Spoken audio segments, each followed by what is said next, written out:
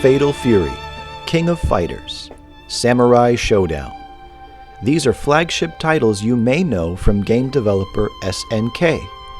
But on April 13, 1990, this company, known primarily for fighting games, released an action RPG called Godslayer, Sonata of the Distant Sky.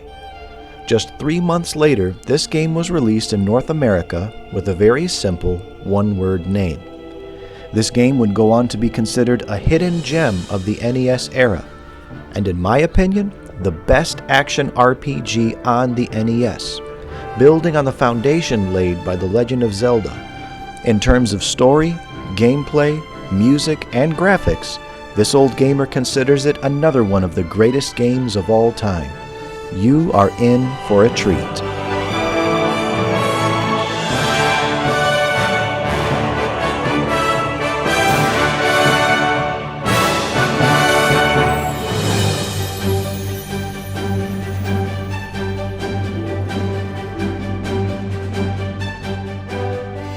From icy mountains to the deadly desert, from poisonous forests to the angry sea, through castles and caves, towns and villages, the hero's journey will take you through a true fantasy experience as he finds the swords of legend, gains abilities to help him in his quest, and grows in strength as he meets a variety of people, helping those in need, and then discovers his role in humanity's plight.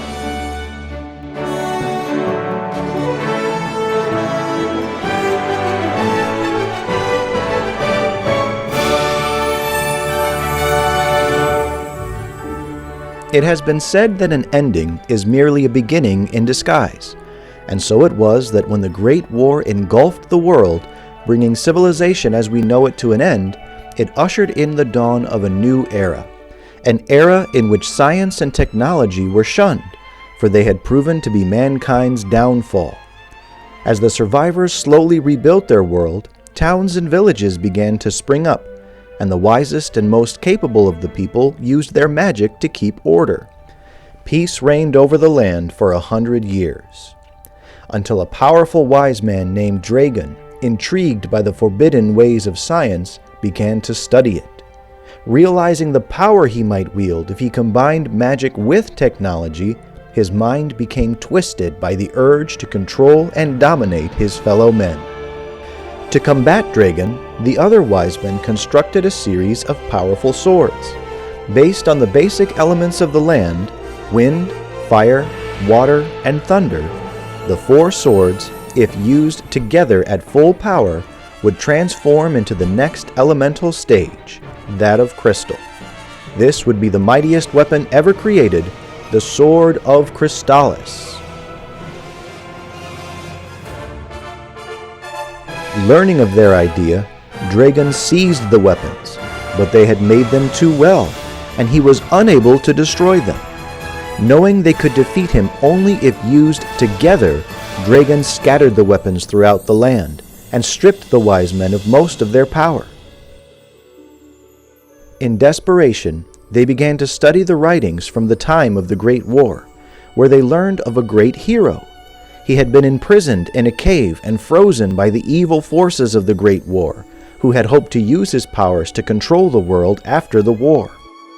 Searching the globe, the wise men found the cave, and were amazed to find that the mighty one frozen within was a mere lad. Though they knew it might destroy them, they pooled all their remaining powers in an attempt to will him back to life. When the boy awoke, his mind a blank, even his name forgotten, they had vanished, leaving him to find his destiny in this strange new world. In Crystalis, you play the role of the young hero, making your way through Dragon's hostile land in an effort to locate the weapons you will need to defeat him. Dragon's monsters will threaten you at every turn, but you must not falter. Only you can deliver the world from his scourge of evil.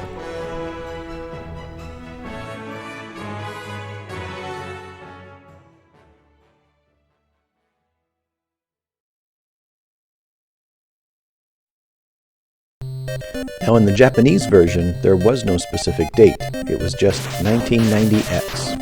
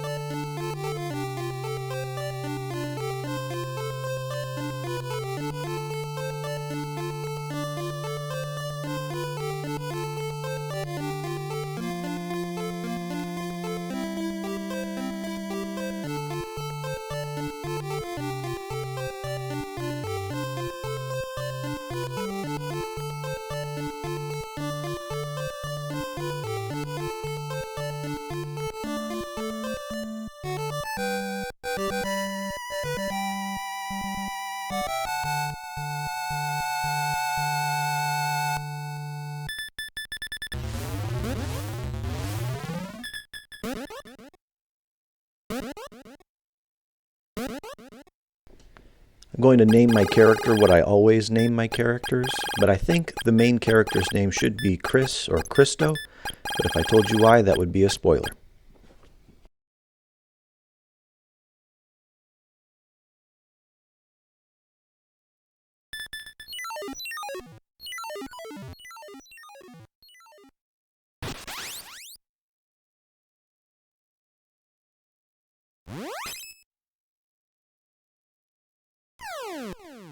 And now that our hero is awake, let's take a look at our status bar along the bottom.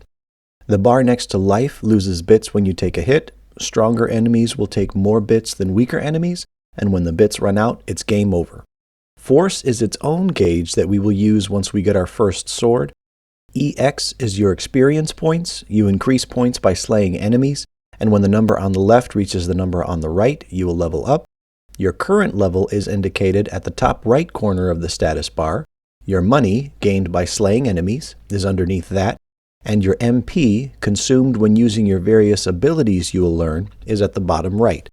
The MP number on the right is the most MP you can currently have.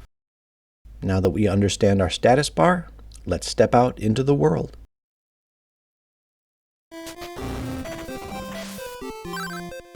Scaring the townspeople. The little girl up here will tell us the name of the village. In Godslayer, the Japanese version, this town is called the Village of the Valley of Wind. Here's the guy that we met at the beginning.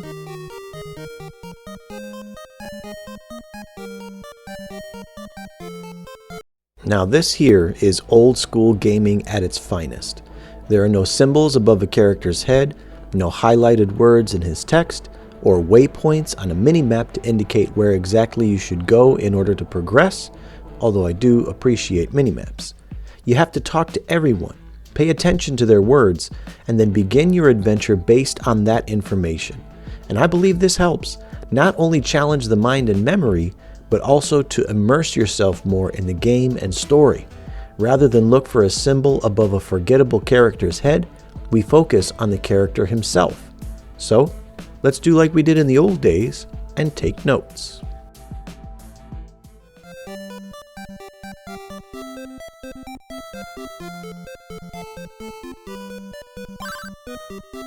That's going to be a slightly important story point.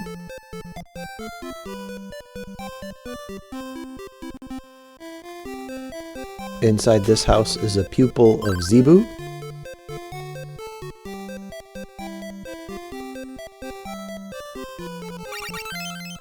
And there's $100 in our pocket.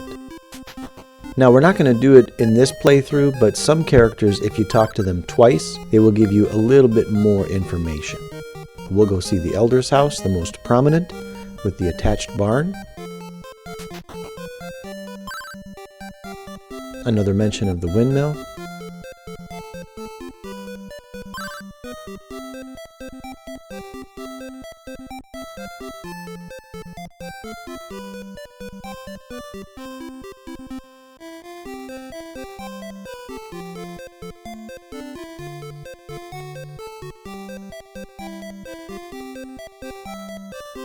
Our first weapon of the game.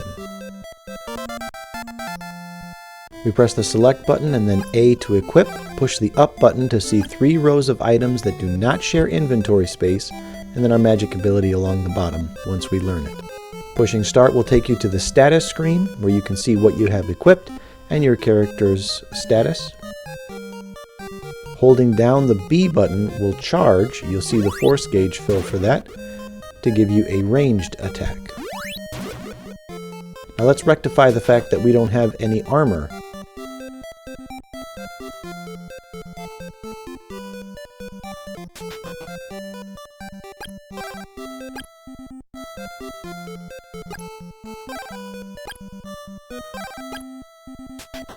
We're going to put on our tanned hide to prepare us for the wild world. Here is the map of the Valley of the Wind. Number 1 at the very bottom is where we are starting out. Number 2 is Zebu's Cave. And then number 3, 4, and 5 all pertain to the windmill. But before we continue in the story, a little bit about the battle in this game. Your character can move in 8 different directions, but he can only attack in the cardinal directions, up, down, left, and right. Additionally, your sword will only thrust when you let go of the B button. When you hold the B button, you're charging, so keep that in mind when you go to attack an enemy. You won't actually throw your sword forward until you let go of the B button. Now let's head to Zebu's Cave. This cave is short and very linear. At the end of the cave, we will find our first of the wise men.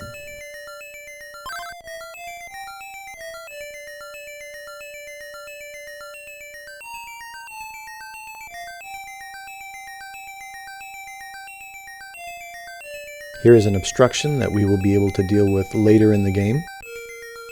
Now, one of the very small criticisms given to this game has been the need to grind occasionally. Enemies and bosses in this game will not take damage from you unless you are at a high enough level. But honestly, if you don't skip enemies, that means if an enemy enters the screen, you take him out, you will be able to level up just fine to progress through the game. And especially so if you pick all of the caves clean of treasures and taking out enemies along the way, you'll be fine in terms of level progression. Another small cave, no enemies, very linear.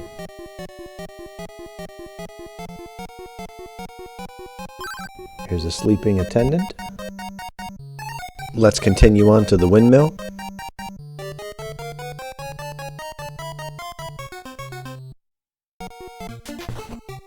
Inside, dead, nothing is moving. So we're going to head back to town, but on the way back, we are going to farm some enemies. You could just buy the alarm flute and move forward in the story, but I would like to afford enough to put a shield on our character so that he looks good for this walkthrough. And to level up along the way. We'll go into the item shop, or the tool shop. You use an alarm clock to wake up for work. We're going to use an alarm flute to wake up this attendant for work. I'm going to go out and grind a little bit more because I need $80 to buy the shield. Shields affect your ranged defense, how much damage you take when the enemies shoot at you, and armor affects your physical defense when the enemies run into you or hit you with a melee weapon. When you go to your subscreen, your melee defense is the first number, and then your ranged defense is the second number. If you push the B button, you'll have the option of dropping an item. Start, we can see our status looks much better than it did before. Now if you push the select button and then start button, it'll take you to the save load screen. And if you're playing this old school, you can save only in towns, and on the outer maps you cannot save in dungeons. Here I am demonstrating the load. Now if you play this game on the Switch, on the Nintendo Online games, or on the SNK Anniversary Collection, You'll have the option to save just about anywhere in the game, and you can even rewind. Push the select button and then highlight your item, push A to select it, push B to use it, and anytime you use an item on a character, it'll look like you're trying to stab him with your sword.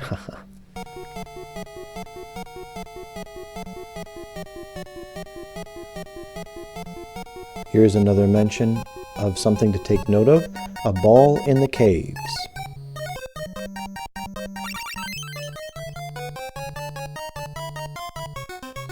Take the key to the lighthouse, press select, up, A button to equip, B button to use. Things are moving along, and we have opened a new path in the game. Now we could go straight to that cave and Zebu will teach us the promised ability remotely, but we'll go pay him a visit face to face. Refresh is a very handy ability that we will use throughout the game, but keep in mind it will drain your MP quickly. For as long as you hold the A button, it will replenish your health. Heading into the cave now. Here is the map. Feel free to pause the video if needed. There are 5 enemies to encounter. Watch out especially for the red slime. They will poison you, and when you're poisoned, you will lose a few bits of health every couple seconds. You can remove that with the antidote or staying at an inn. Following the green linear path, we will see at number 5 there's a gray wall we can't get through, so we'll continue along the green path until we get to number 4, where we will find the ball of wind.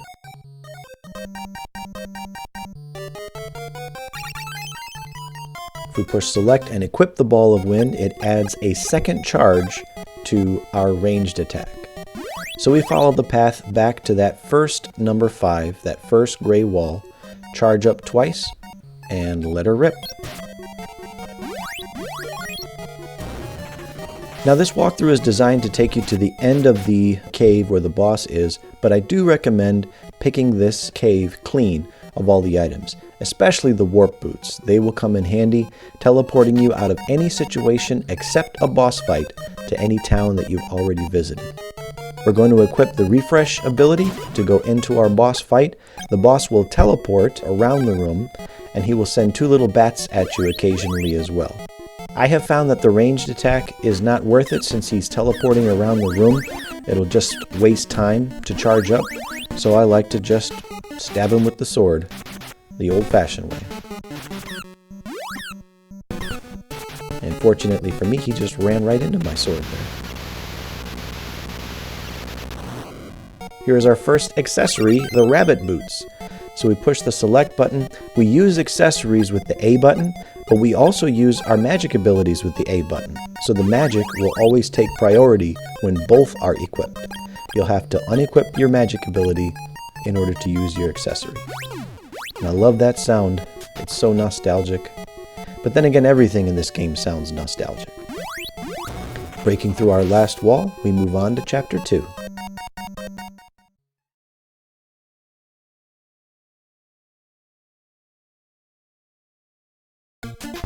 And welcome to Cordel Plains. We're going to start at number 1 in the top left corner. And if you want to see the legend for this whole map, skip ahead to the timestamp that's posted. But for right now, we're going to go straight to Bryn Mawr at number 2, and we're going to meet Akahana, a man who loves his trinkets.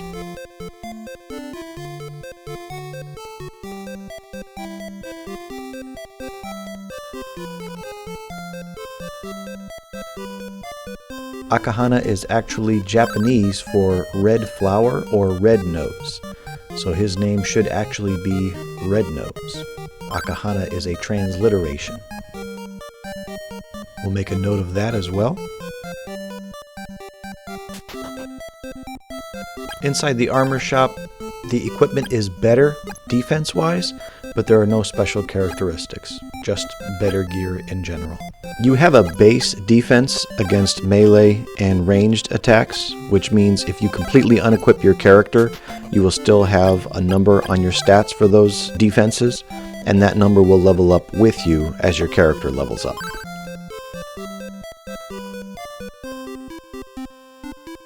Something else to take note of?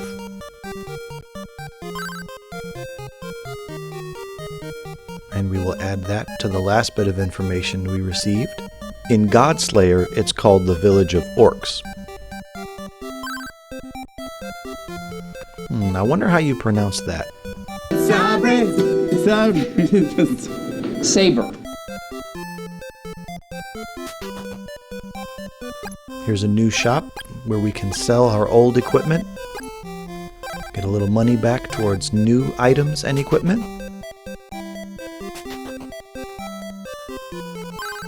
Here's another thing to take note of. Our next wise man, Tornel.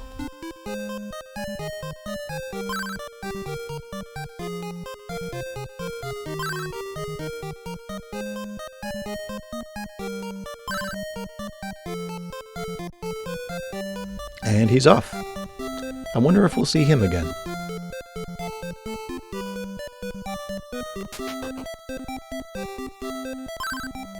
And we've got a nice list of objectives as we leave.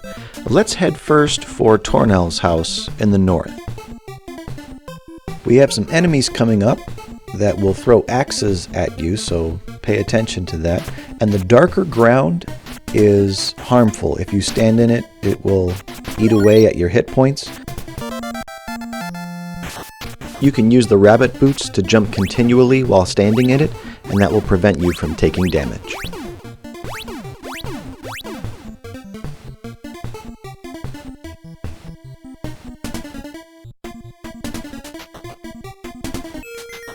Now here is a man who is not identifying himself as a wise man. He tells us to go to Bryn Mawr, but we've already been there. So let's focus on something else now. Let's take a look at the river and find Akahana's lost statue.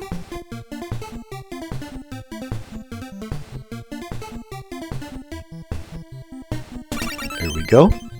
Now we head back into town and hand it back to Akahana. I wonder if red nose or red flower is the Japanese version of gin blossom.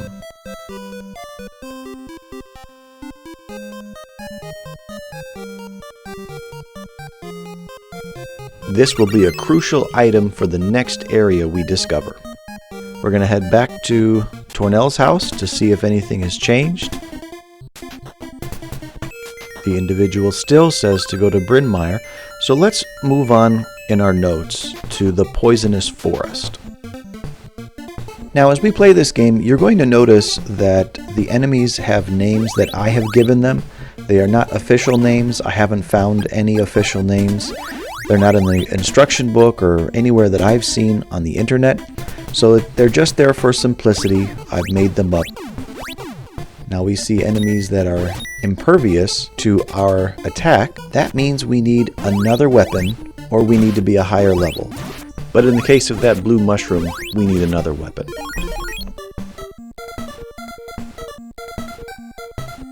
Entering the poison swamp now, we take damage unless we put on our gas mask. Now here's the map of the poison swamp.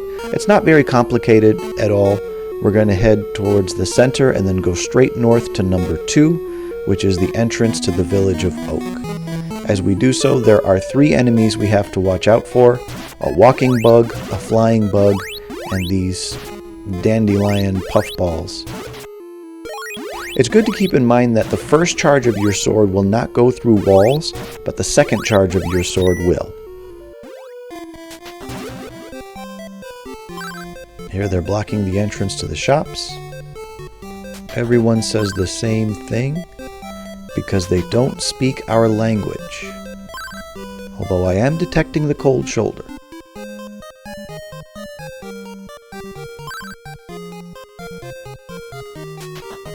Alright. Now that we're here, let's go back to Tornel's house and see if something is different. We could go to Mount Sabre, but I know that we're not supposed to go to Mount Sabre yet. And here he is, the wise man Tornel.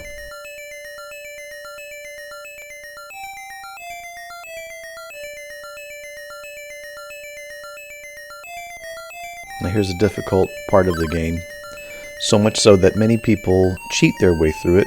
You can move left and right, and every 3 strikes against Stom will move him a step backwards. It can be very difficult, and it took me a few tries to get this one right, but here is how to do it properly. You can strike him when he's not quite dead center, but he will wait until he's dead center to strike you.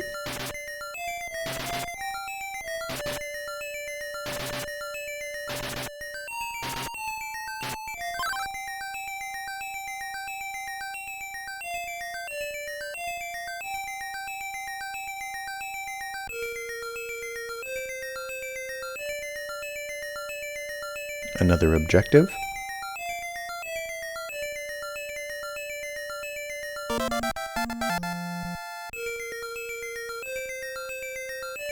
Now, in order to use telepathy to communicate with the wise men, you have to equip it and use it.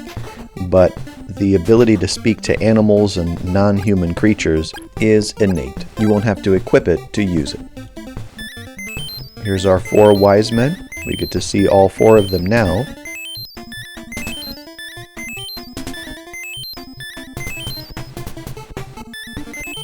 Thanks, Cebu.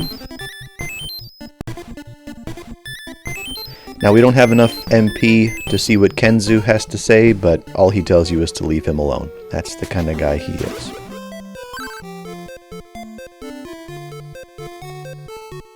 Looks like that cold shoulder was the intended feeling. But here's a little objective. Now we can see a little more detail behind why the only phrase they taught themselves to speak in human is, "Go in peace." They don't want to be bothered with humans.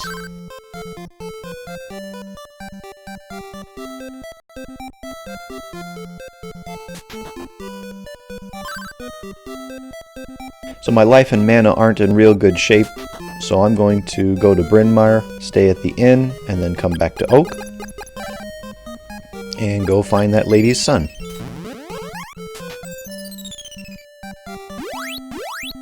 Now I'm going to nerd out for a second because this map has often been called the Poisonous Swamp, but the swamp is only at number 4. That's the boss room. This map is the Poisonous Forest, not a swamp. And we will find the young man at number 3 to the south.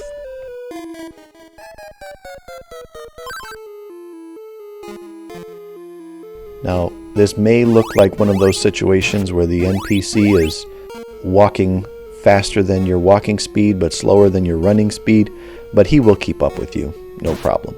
And he won't take damage from the enemies, so just get yourself to the village of Oak, and he will be fine. Now, like I said before, there is a way to cheat the Stom fight, and at the end of this walkthrough, I'm going to go over all of the tricks and glitches that I know of, but for this playthrough, it's going to be a clean one. In fact, cheating is probably the reason people say this game feels grindy. Now, go into the house first thing to see mother and son reunited.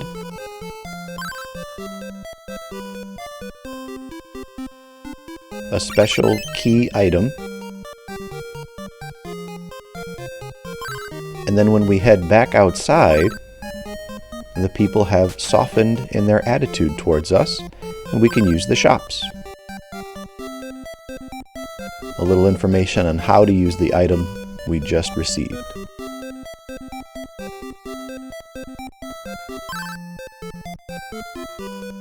See, now they're on the fence about humans, not so much against them, but at least they view us as the exception to the rule.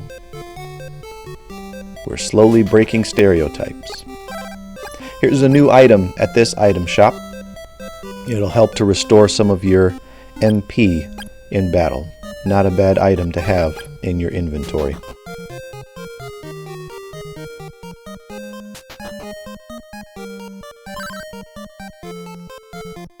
You see the arrow on the bottom of the text? That indicates that there is more text to follow when you push the A button. But when that arrow disappears, that means he's done talking.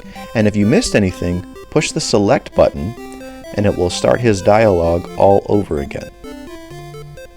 That's true for any character in this game with more than one box worth of text.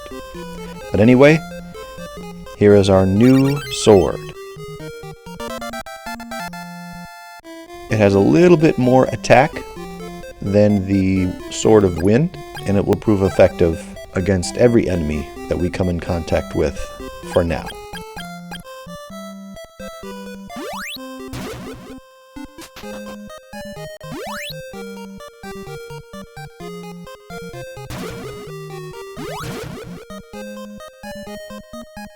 Now we go back to the map. Here is the full legend. I did not post it earlier because it kind of felt like it was a bit of a spoiler for the story. But we want to head to number 4 now. Use the insect flute to call the boss and initiate the boss fight. Now you may have noticed, if you have ever seen the movie Nausicaa of the Valley of the Wind, that there has been an influence in this game. You start out in a town called the Valley of the Wind. At least in Godslayer, that's what it was called, but even in this game, the town is called Leaf, but you still start in the Valley of Wind. There's a poison forest in this game, just like there's a poison forest in the movie, and this boss fight looks like it was taken directly from the movie.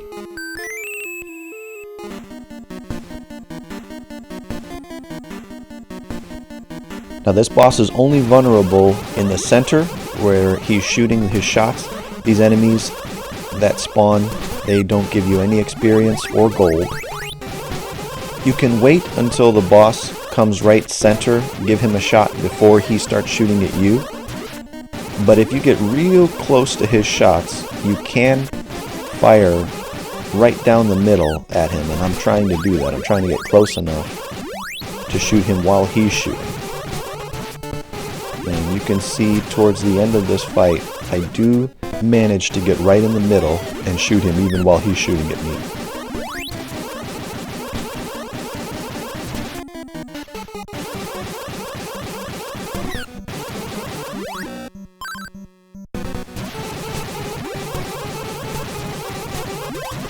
There we go.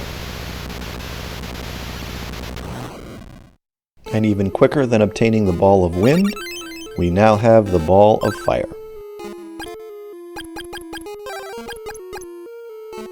Now the Sword of Fire's level 2 charge is going to be your best offensive choice for 70% of the game until you get the final sword of the game, because it hits enemies multiple times.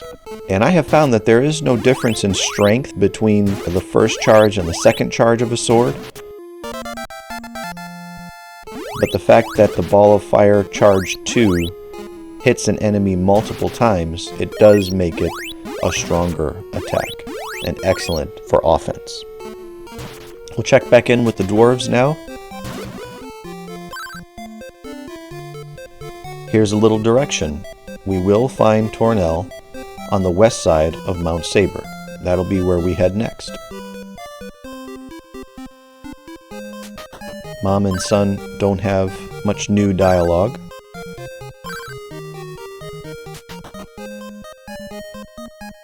We'll rest up and recharge.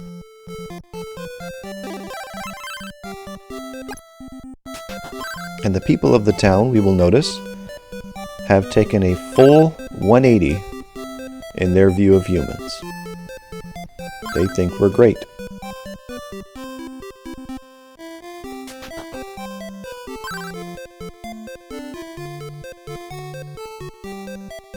They'll let us keep the fire sword, which technically belongs to us anyway.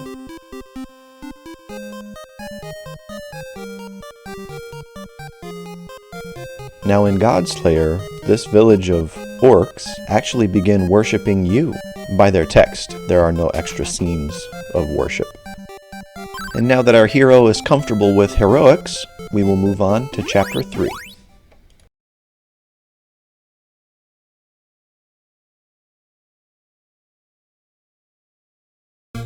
So coming out of the Poison Forest, we're going to head from number 4 all the way to number 6. We'll pick up our journey to Mount Sabre West from the bridge. And we're now going to begin the borderline tedious task of swapping swords to match our enemy's weaknesses. Fortunately, opening the subscreen and selecting a weapon goes quickly, And in the Game Boy Color remake, they removed the need to swap swords, but I kind of wish that they kept it and instead incorporated an easier way to swap swords. Maybe some kind of shortcut button. But the Game Boy Color did have the same amount of buttons as the NES controller, which kind of limits things. Every button already has an assignment. But if they remade the game today, it would have more buttons, and it would also be awesome. Kind of like how Square Enix did with the Trials of Mana. You see that little extra shallows there? That's where we would make an ice bridge if we had the right sword and ability for it.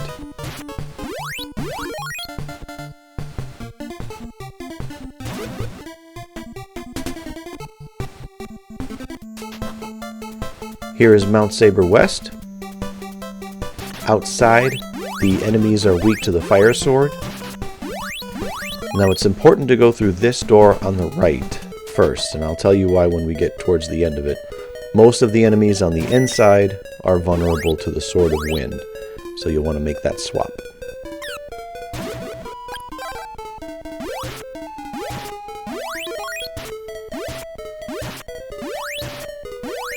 You can see the monsters that we will be dealing with in these caves.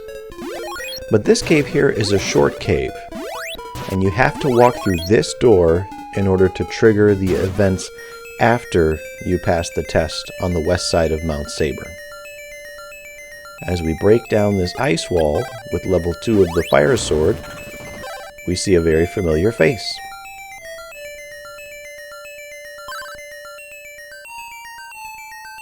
So let's go back to Leaf and see what's happening.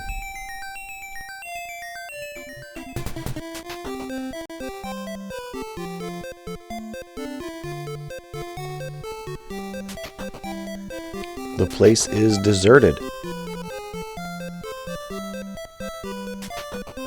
Not even a shopkeeper.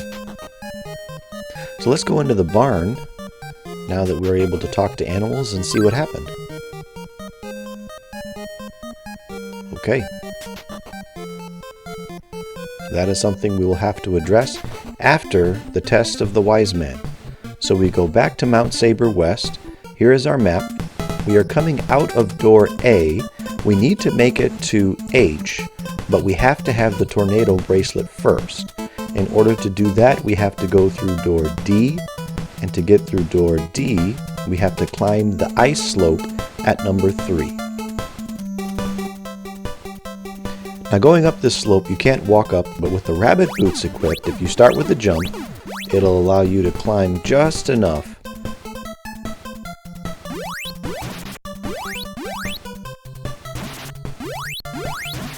Inside this cave here is very linear. There's a left and a right path that meet up on the other side where this ice wall is. So you take out the ice wall at the northern extremity of this cave, and you find your prize, the tornado bracelet. And once you obtain a bracelet, you no longer need to equip a ball to have your second charge on your sword. Just equip the sword. Now, level 3 charges will use some of your mana points, and I'm demonstrating the look of the level 3 charge on the last enemy we will see. So now that we have the tornado bracelet, here's the path to continue towards Tornal. As usual, I recommend picking the cave clean of all items and taking out all the enemies along the way. You can bounce between this map and the last map, and then for your reference, here is the path to continue straight to Tornal.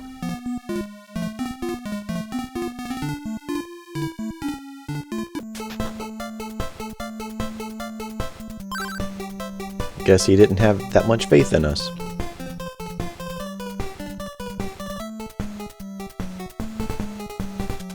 So this ability basically does what the warp boots do.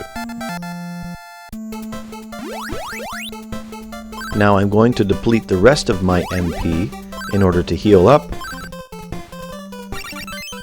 because this magic ring is a consumable that will completely replenish the hero's MP.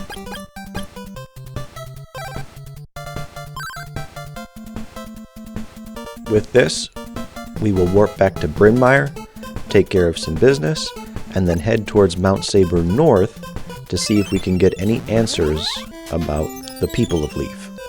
So from Bryn Mawr at number 2, we're going to head towards the Poison Forest at number 4, but instead of going into the Poison Forest, we're going to head north to number 7. Now, people criticize the Game Boy Color version of this game, and while I do believe it is an inferior remake, the criticism about the story changes isn't fair. Besides the decision to move around the last couple boss fights, I didn't agree with that. But besides that, every criticism I found about the story just proved to me that the critic never read the NES instruction manual. 90% of the changes to the story on the Game Boy Color remake were the developers incorporating the story that was always there. But I do admit that the small 10% change were significant changes, but I don't think they made the decision to make those changes lightly.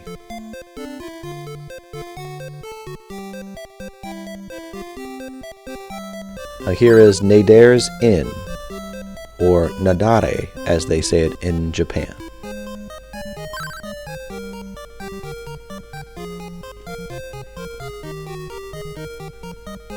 Now in this first room is Nadare's parents. And she might be talking about that guy in the tavern that was trying to get rich quick.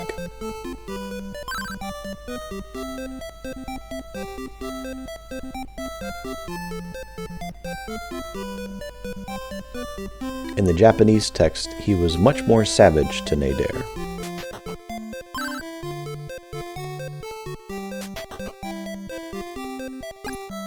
Take a look at what we can buy. Some Fruit of Power probably wouldn't be a bad idea.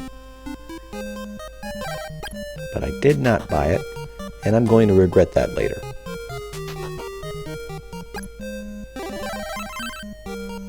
Top our hit points off. And now things get serious.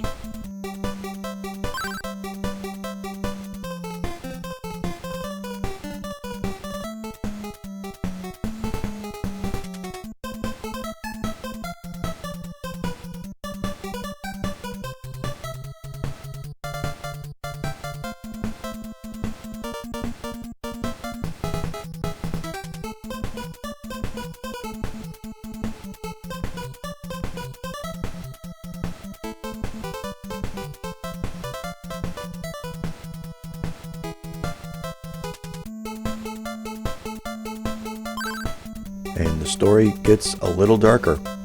Up until now, the game has built this whimsical world, but now we start to see the big picture.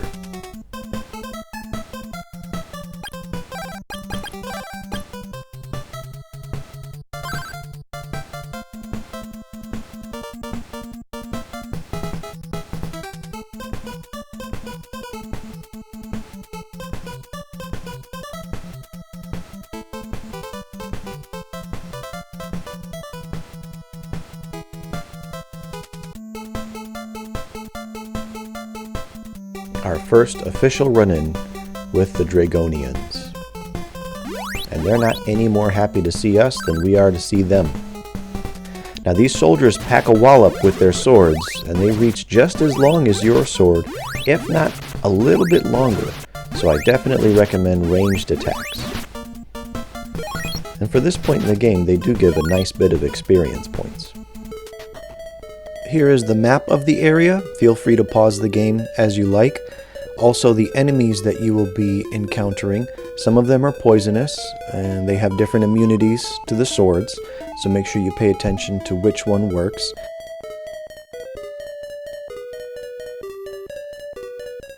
You will also see the red dragon from the last Cave of the Wise Man test.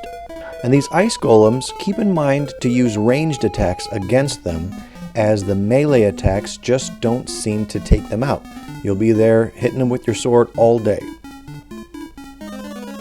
So here's the path to take. You will enter at A and then do the hairpin turn, wrap around and come out at point B. There'll be a short trip outside, then you'll go in through door C, cut to the right, take down an ice wall, then from D, go through the first set of stairs up, take out 2 ice walls, and then head north around to I, where you will come out outside the mountain. Don't fall down the ice slopes, take out the enemies that might be in your way, and go into the next door, and you will find the prison where the people of Leaf are kept. And there are 2 prisons you'll want to unlock. Why am I going after these soldiers with such fervor? Is it because of the innocent life of the treasure hunter that they took? Is it because they kidnapped and enslaved the people of Leaf? Or is it because if you don't skip enemies in this game as you pass them by, you will minimize the need to grind? I will leave that up to you.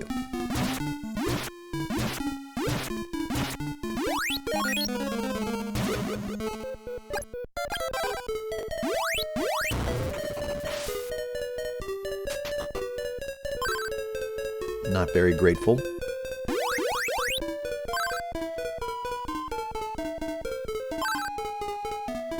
But go through this north door.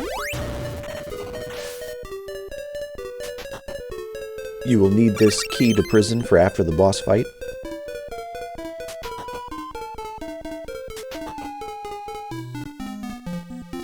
And then we break open the next prison wall.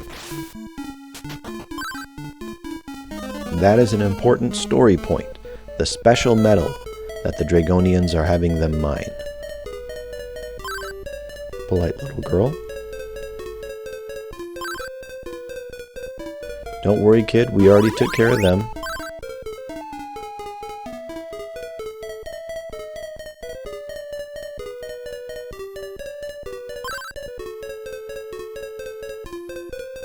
So let's go work on setting the Elder free.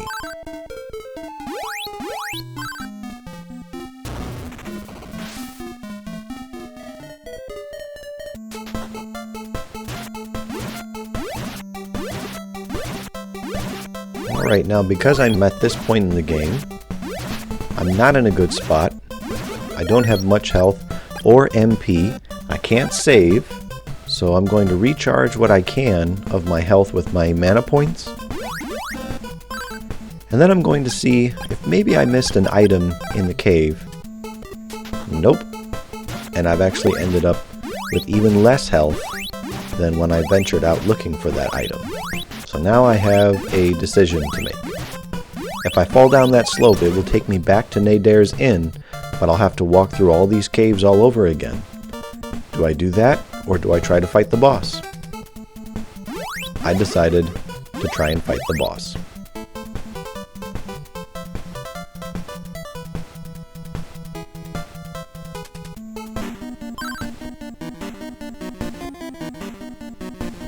A common theme in these Japanese games. Finest Four, Powerful Four, the Four Fiends, if you played Final Fantasy IV.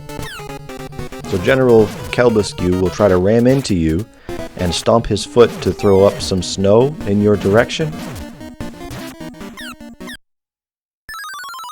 He dispatched me very quickly.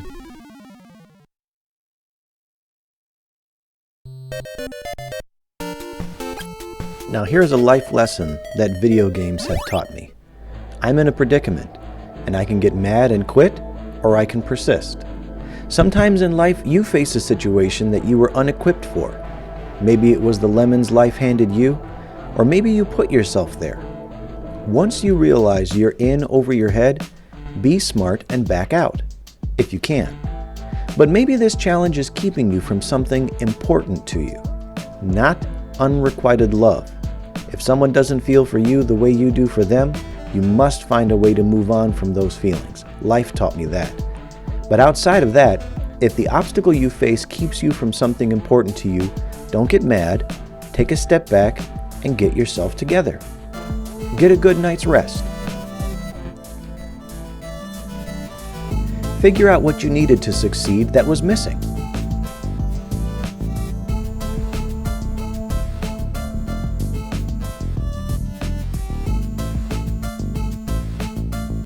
And then do the work. Is it a long walk back? Take the walk. You'll get more experience along the way. That's going to take more time than you want it to. That's okay. Put in the time. And then, when you face that obstacle again, you'll be ready.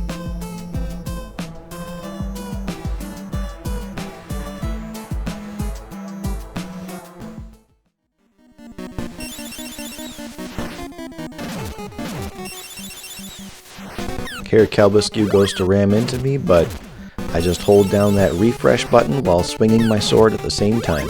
My favorite style of fighting, outlasting the enemy.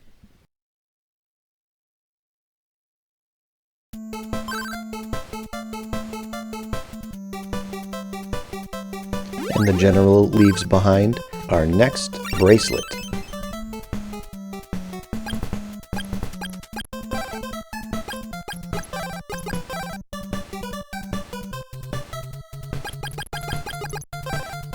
We'll use a Fruit of Power so you can see the level 3 charge of the fire sword. It's pretty potent if you can get an enemy caught in it, and we will have a couple opportunities to do so.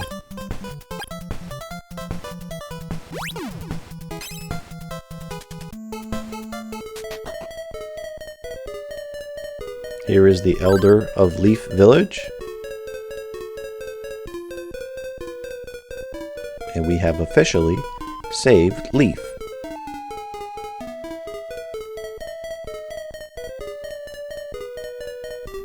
And some new direction as we move ahead.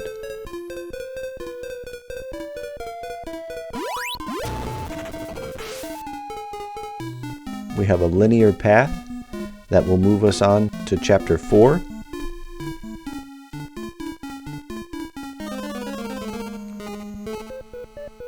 Now you'll notice we stop, someone sends us a message, and 9 out of 10 times in this game, when you get a message out of nowhere like this, it's Zebu teaching you something new.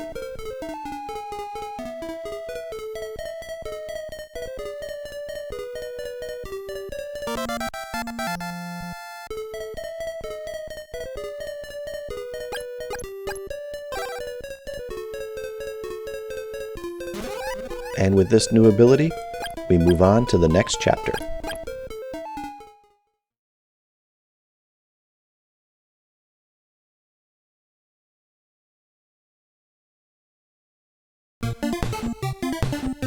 We have now entered the coast of Portoa, and by the time we finish this chapter, we will have examined every bit of this map.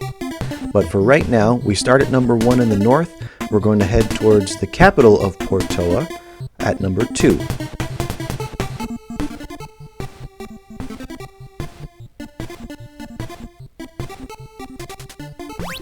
Sliding down the mountain, we can't go back, but we can always warp back to Nadare's and go through that mountain before. That's the nice thing about this game. There really isn't any locations that you get locked out of that you're not able to return to later on.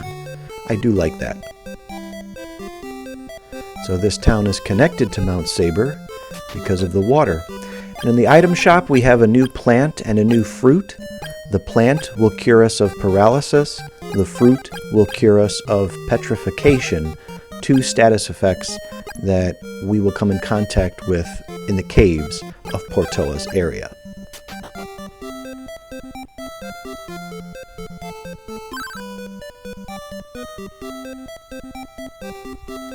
So the queen is quite formidable. We'll make a note of that, a lake to the south. Off to the left is the boat rental shop. Will we find this girl there? Here's a girl.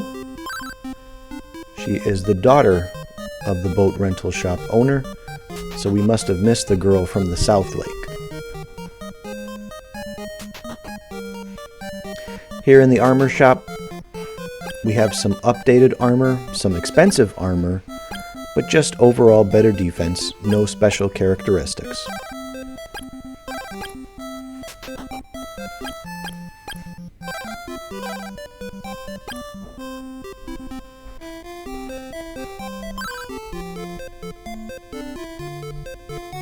People lost at the waterfall, and Akahana the Red-Nose is around here as well.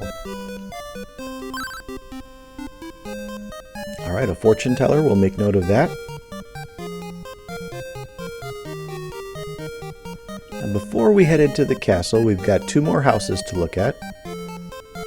Fortune teller is on the left. Nobody's home. And then we can sell our unwanted equipment here.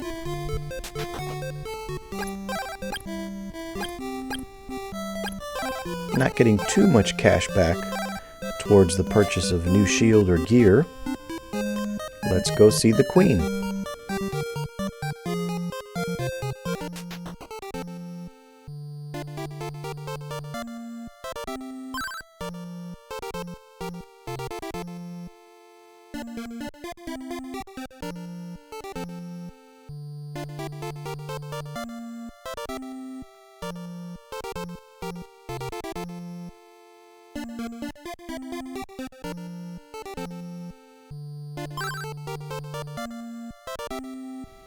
Alright, the Queen's done talking to us.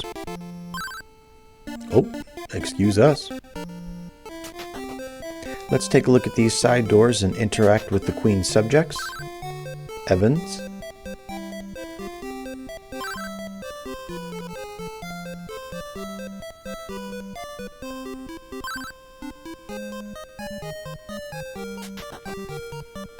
The people love the Queen. They admire the Queen. The chef is a little rude.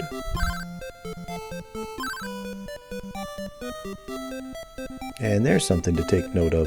The Queen disappearing. Has she disappeared now? No. But she is done talking. Now we try to go back in after the Queen has told us she's done for the day. And the guard shows us the door. So let's go back to the fortune teller's house. She's there.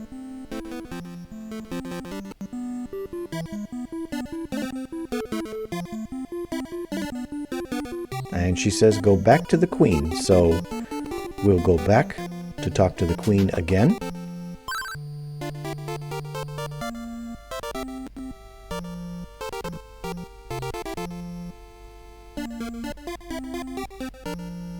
More idle chit-chat, and then she's done talking.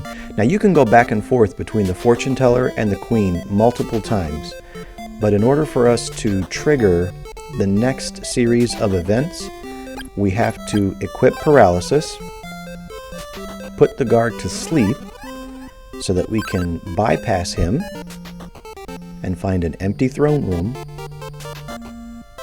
and a secret underground channel behind the throne room.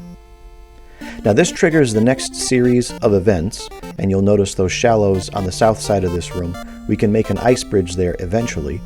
But if you kept going back and forth between the Queen and the fortune teller, you would discover some dialogue about Evans, the etiquette instructor, and the Queen's rude chef. They actually end up falling in love. But because we went to the underground channel, bypassed the guards, we now receive a quest from the Queen.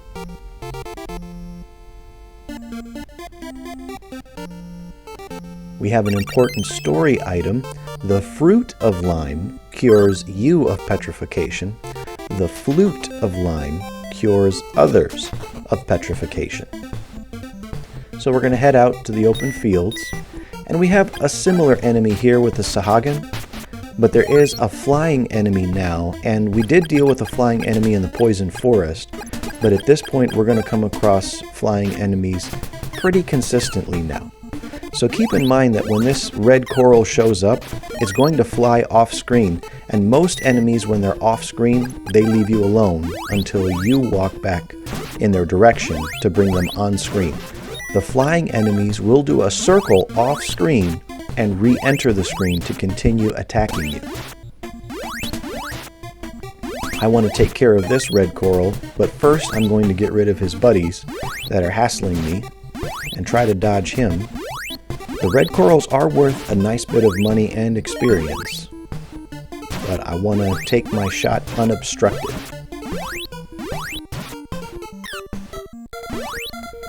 And the reason for this is that I have to constantly switch swords between the Sahagins and the red corals. So I want to take out the Sahagins first, then I can switch to the sword and fire away at that pestering, meddlesome red coral.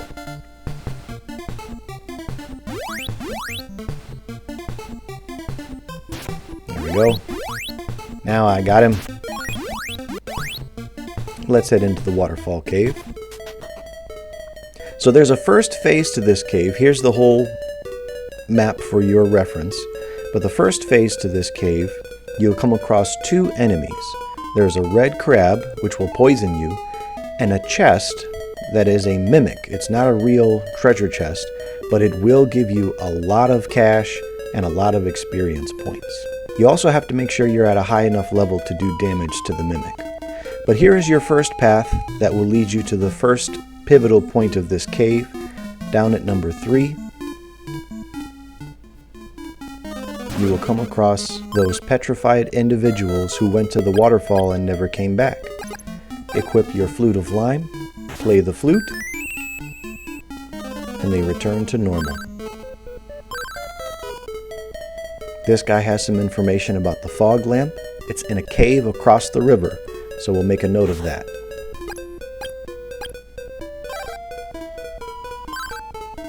Now moving into the second phase, there is a Medusa enemy, and that's the only enemy we'll come across here. It is immune to both fire and wind swords, so we basically have to avoid them as we continue through the cave. Follow the path from 3 to the right, all the way until you get to number 4. Take out the ice wall and claim your third sword of the game.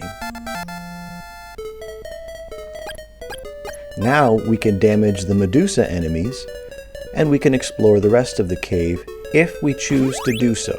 This next bit is not necessary to complete the game or the story, but as we go back to number 3, if we go off to the left, remember Akahana was also lost in this cave.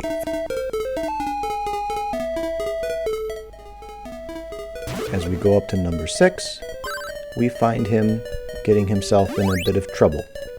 We've already played the Flute of Lime for those first 2 people, and the Flute of Lime is a consumable.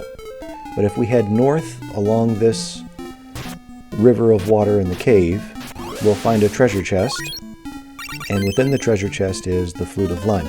Now if these Medusa enemies get you, they will turn you to stone. These are the monsters that turn the people into stone. But your petrification will wear off after a certain amount of time. Hopefully the enemies don't beat you up too much before then. We play the flute for Akahana. And the man who loves his trinkets gives us one of our own trinkets, the shield ring. Now the shield ring by its description doubles your defense. However, our current range defense is 14, but with the ring it only goes up to 22, not 28. That's because the shield ring doubles your base ranged defense, not the equipped shield's defense. We've got our next direction from the fortune teller. So we head back outside to the Portoa area and go south. Now hopefully you've been enjoying the music in this game. I really love everything about this game. The battle system, the look of the game, the story, and the music. Even the field music here and the cave music, I feel neutral about them, but I feel like they're very appropriate for the aesthetic. And I think that the developers did a good job with what they had in the NES with the aesthetic of this game and the feel of the different areas, the Valley of Wind, Cordel Plains, Portoa. This is a land that's right on the ocean, and it continues that way to me, and the music just complements it very well in my opinion. And there's a lot more to this game that I would like to go over, like more detailed enemy stats and how they measure up against your stats, how the armor and the shields affect your stats, down to the number, but I just don't have the time to do it. Maybe if my YouTube channel takes off and it makes that level of detail worth my time, who knows? It could be Crystalis Special Edition. Here's another set of flying enemies worth a lot of money and a decent bit of experience for this point of the game. We have this little valley map. If we go north, we come across an important character, but it's the only time that we see him.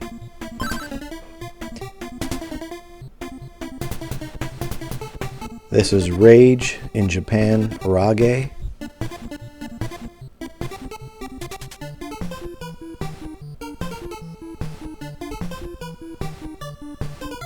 There is a pivotal character, Messia. If we didn't have the Sword of Water when we walked in here, Rage would have kicked us out. We charge up the Sword of Water to level 2, and now we can make ice bridges at the shallows.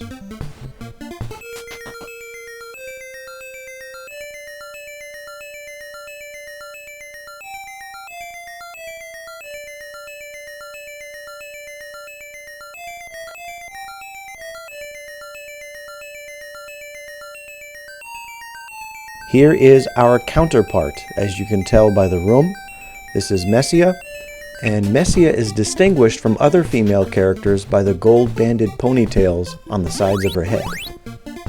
Now, Messia comes from the word Messiah, which means anointed or chosen one, and that's why I think the main character's name should be Chris or Christu, because that word also means anointed or chosen one. And since the story at the beginning of this game indicated that the main character is a chosen one, that's why I think his name should have been Chris or Christo. Now, we used our ice bridge here to cross a river, and the fog lamp is in a cave on the other side of the river, but it's not going to be this cave. Still, it's good to go into this cave and get the item that is inside, because we will need it for later on. It's a pretty straightforward cave. You can use the map here. You'll start at number 1, and as long as you hug the right wall, you'll get to the end. Paralysis keeps you from charging your sword, but you can still attack. So the only way that it'll really be an obstruction is if you can't charge your wind sword to level 2 to break down the stone walls. Because of the enemy's weaknesses, what they're resistant to and weak against, I recommend the fire sword for the majority of the cave. A small map with a magical feeling, and a flying bug enemy that is not vulnerable to any of your attacks right now. Your level actually has to be higher in order to take it out, and it's worth a ton of experience at this point. So if you are able to take it out, you have definitely done some optional grinding by this point. But in this little patch of flowers here is where we will find an important plant, the Kirisa plant.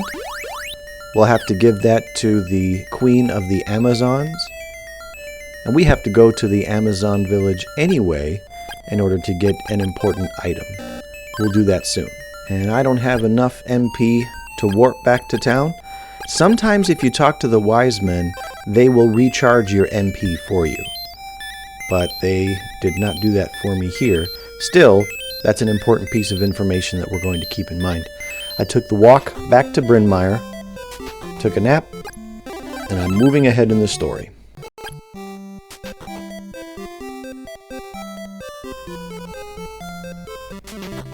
Now this is peculiar. No fortune teller. Let's go back to the palace and see if the queen has anything.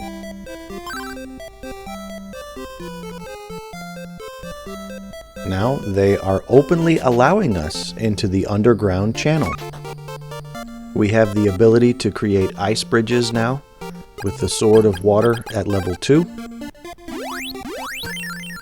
So we can explore a little more, and we see that the palace and the fortune teller were connected. One more ice bridge, and a little opening on the right, and we meet the third of the wise men.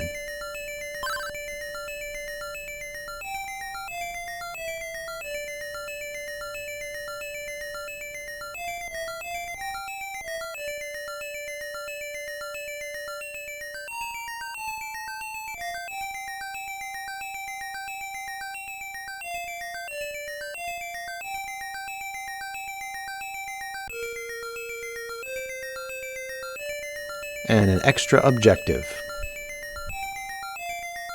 Now here is a very handy ability that we can use in the caves for paralysis and poison, petrification. Now if we continue exploring this cave, we will come across a poor, pitiful creature in need.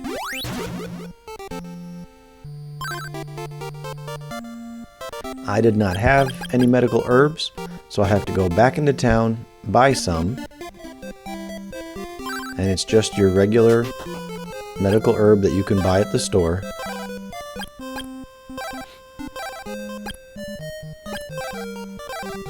Some warp boots while I'm at it, just in case. And then back to our dolphin friend.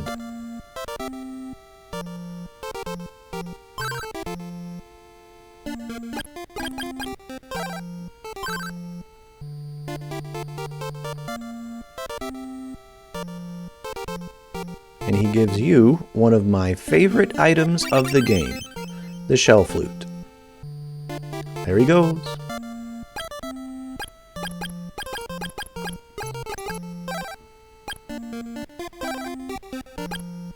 And there's our Kirisa plant that we got in the last cave.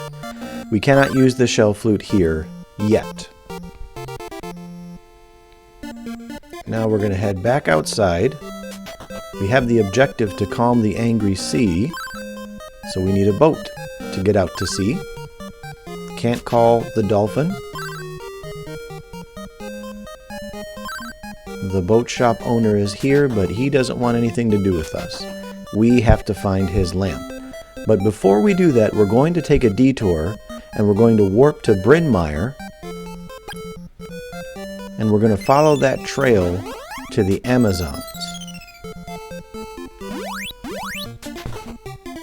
As we head out of Bryn Mawr, we go straight east and a little to the south. And we have some shallows. We can create an ice bridge. Then we go south again.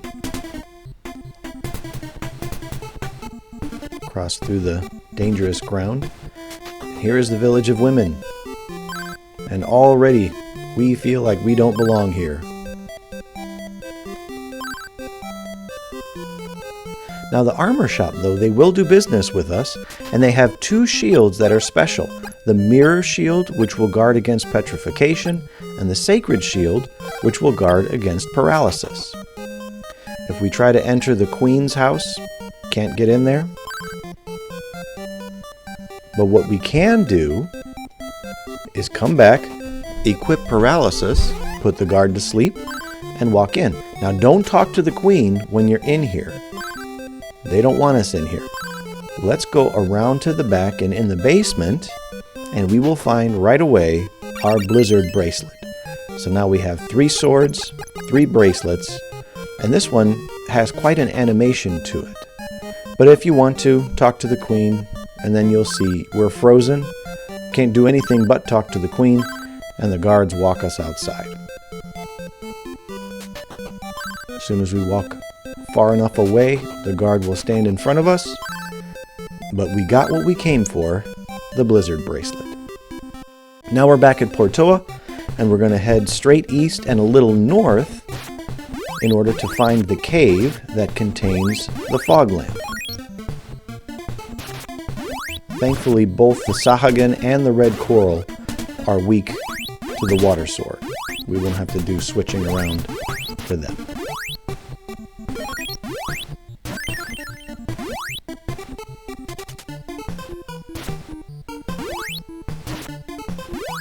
The cave is a very short walk after you cross the river.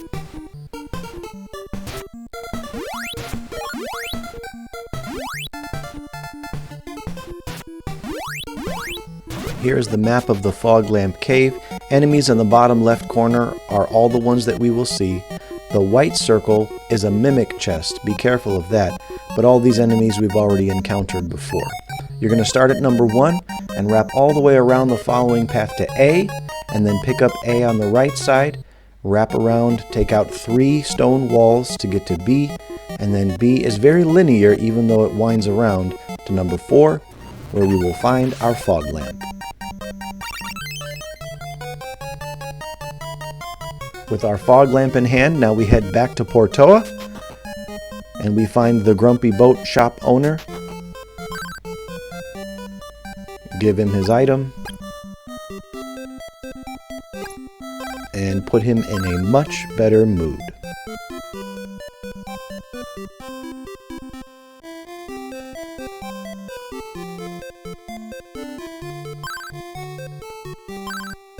And now we can use his boat for free. And with that, we move on to the next chapter, where the story really picks up.